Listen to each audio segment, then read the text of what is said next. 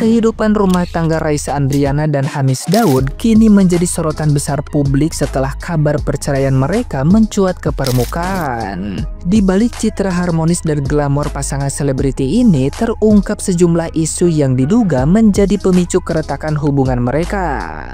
Salah satunya masalah ekonomi.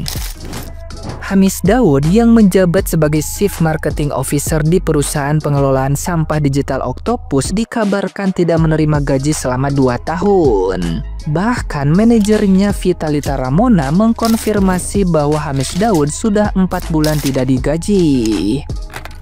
Di sisi lain, muncul pula tudingan bahwa perusahaan tempatnya bekerja menunggak gaji karyawan. Meski begitu, manajemen membantah dan menegaskan bahwa Hamis Daud tidak memiliki kewenangan atas keuangan perusahaan. Tidak berhenti di situ, nama Hamis Daud juga sempat terseret dalam berbagai isu miring. Mulai dari dugaan open BO saat berada di Bali hingga tuduhan melakukan hal tidak pantas terhadap mantan karyawan. Semua tudingan itu telah dibantah oleh pihak manajemennya. Bahkan Hamis Daud dikabarkan sempat berencana melapor ke polisi atas dugaan pencemaran nama baik dan penggelapan dana di perusahaan. Namun, di tengah badai rumor ini, publik menilai tekanan finansial dan kontroversi pribadi yang menimpa Hamis Daud menjadi beban besar dalam rumah tangganya. Tidak sedikit netizen yang berbakti menduga bahwa faktor ekonomi dan reputasi turut menjadi alasan Raisa akhirnya menggugat cerai sang suami. Nah, gimana nih menurut netizen yang terhormat? Silahkan berkomentar ya.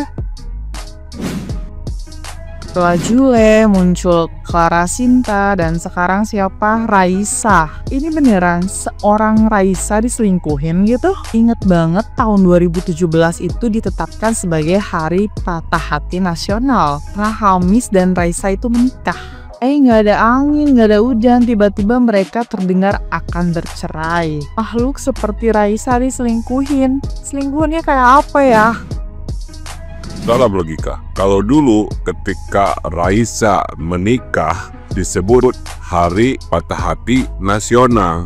Nah, sekarang kalau Hari Raisa bercerai itu disebut hari apa? Nggak fair ya rasanya kalau kita sebut Hari Bersukaria. Pastinya setelah ini banyak yang berburu manis jagung bakar atau mantan gadis janda tanggung baru mekar. Atau ada juga yang berburu duren, duda keren. Ya Allah, shock banget ngedengar Raisa gugat cerai suaminya. Ya Allah, ya Allah, ya Allah. Hamis Daud, tau nggak? Itu Raisa dulu pujian semua cowok.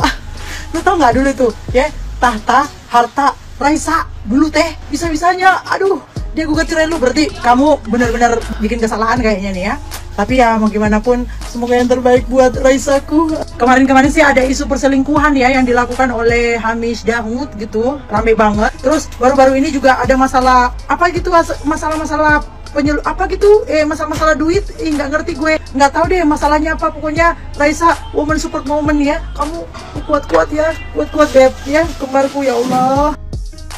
Sumpah belum siap kalau jadi ayah tiri ya, belum siap. Setelah 8 tahun menikah, Raisa gugat cerai Hamis Daud ya. Ini rumah tangga yang tidak tersorot media, rumah tangga yang dikira netizen dan rakyat Indonesia adem ayem, ternyata ya di situ ada perceraian ya kan. Raisa menggugat cerai Hamis Daud. Menurut kalian ini apa? Apa karena ekonomi atau karena perselingkuhan? Atau apa nih? Coba tinggalkan di kolom komentar ya. Tapi jujur gue belum siap kalau jadi ayah tiri. Belum siap banget. Aku nggak mau komen ya dengan apa yang lagi terjadi sama Mbak Yaya. Yang mau aku komen adalah karya selanjutnya Mbak Yaya. Lagunya bukan hanya bikin nangis di mata, tapi bikin nangis di pedu. Dia lagi baik-baik aja, lagunya menyayat hati. Gimana dia lagi ngambil dari kisah nyata, dia lagi ngerasain juga. Kita pasti nangis Mbak Yaya. Kita lagi baik-baik aja pas denger nangis. Udah gong banget ini karyanya, masterpiece kata gue. Aduh, siap-siap kata gue. Begitu dia ngeluarin lagu, siap-siap. Lu lagi baik-baik aja lu juga bisa nangis. Ya, empet dulu udah berteriak, nangis. Udah fix. Semangat Mbak Yaya. Perasaan saban bulan ada aja isu-isu perceraian kalangan selebriti. Bulan lalu kita dikagetin sama isu perceraiannya Tasya Farasya sama Abdullah ya. Terus kiranya isu doang, ternyata beneran cerai. Bener kan mantan suami Tasya tuh si Abdullah namanya ya? Gue kayak, iya kan Abdullah kan? Pokoknya mantan suaminya Tasya Farasya deh. Itu bulan lalu tuh. Nah, bulan ini lagi-lagi kita dikagetin sama isu perceraiannya Raisa sama Hamis Daud. Baru isu, tapi kayaknya mengarah kepada kebenaran. Kita tahu kan Raisa, Tasya Farasya ini spek-spek wanita-wanita bidadari gitu loh. Bidadari aja lewat depan mereka minta foto. Tapi gue rasa perceraian mereka berdua ini bukan karena perselingkuhan deh. Gak mungkin cok. Ya, speknya Tasya Farasya, speknya Raisa ini diselingkuhin, gak mungkin. Punya nyali gede banget itu perempuan si pihak ketiganya ini. Kalau memang bener ya perselingkuhan adalah isu keretakan hubungan rumah tangga Raisa Hamis sama si Tasya dan mantan suaminya. Udah maksud gue ya, udah jangan ada lagi bulan depan isu perselingkuhan artis. Udah cukup Raisa aja udah. Belum gue ngeliat mukanya Zalina, emaknya bakalan jadi janda aja. Masih ingat gak waktu Raisa sama Hamis Daud tuh nikah? Satu Indonesia kayak patah hati bareng karena dua orang yang kayak too good to be true ini akhirnya mereka resmi bareng. Mereka tuh definisi the perfect couple. Cakep, kalem, classy, dan jarang banget ada dramanya.